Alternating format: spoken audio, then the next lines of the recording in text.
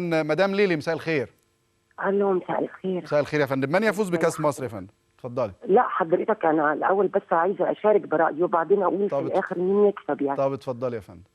انا بس عايزه اقول لحضرتك يا استاذ فيصل. ايوه. حضرتك شويه اهلاوي، شويه باين قوي واضح على الشاشه. ده من وجهه يعني نظر حضرتك. ده من وجهه نظر حضرتك. في زملكاويه بيقولوا لي انت زملكاوي. لا، ما انا هسمع حضرتك، بس يا ريت حضرتك دي مداخله مني، فانا اتكلم وبعد كده حضرتك عقب زي ما انت عايز. ما انا هو باين جدا على الشاشه. ايوه. حضرتك على طول بتدافع عن النادي الاهلي، بتدافع عن مستر جوزيه جامد جدا، وبتقول اصل في ناس استفزته. حضرتك السنه اللي فاتت كابتن حسام حسن مش برضه كان هو كمان رد فعل؟ مش كلكم كنتوا ضده؟ كلكم كنتوا على الكلمه؟ مع ان مستر، بعد اذن حضرتك، طب اسمعك قبل كده قلع هدومه في الاستاد.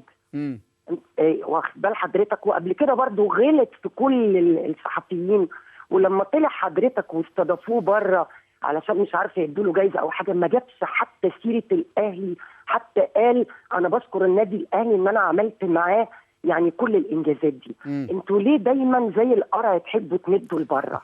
معلش يا ريت حضرتك ما تقطعش عليا. لا مش هقطع عليك خالص. ليه حضرتكم دايما يعني برضه هاجمتوا كابتن حسن شحاته قبل كده، وقلتوا وهاجمتوا كابتن حسام حسن، كل ده عشان كانوا بيدرب الزمالك، وعشان برضه كابتن حسن شحاته زملكاوي.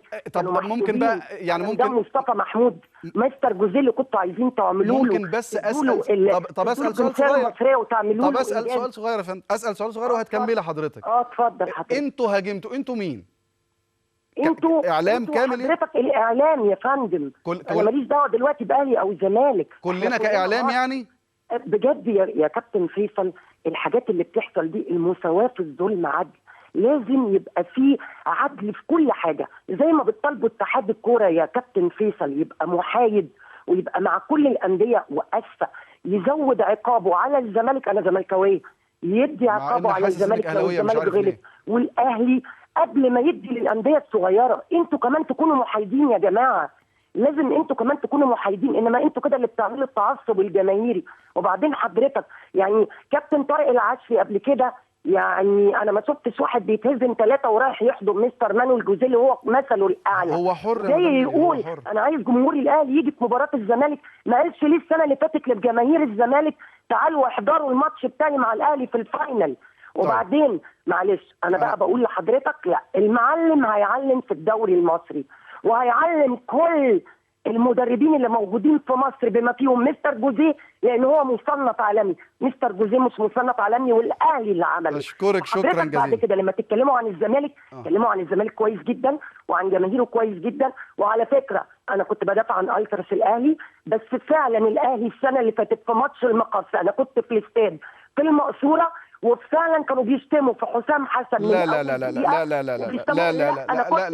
اسف، انا هنا هرد. حضرتك متحيز جدا جدا. خلاص اوكي، وقناتك متحيزه جدا للنادي الاهلي. واسفه ان انا بكلمك ومش هتكلم تاني. طب شكرا جزيلا يا مدام ليلي، اشكرك شكرا جزيلا. الحقيقه هي شكلها اهلاويه قوي، عشان كده متضايق ان انا بدافع عن جوزيه. انا ما بدافعش عن جوزيه كجوزيه، انا بتكلم كمنطق.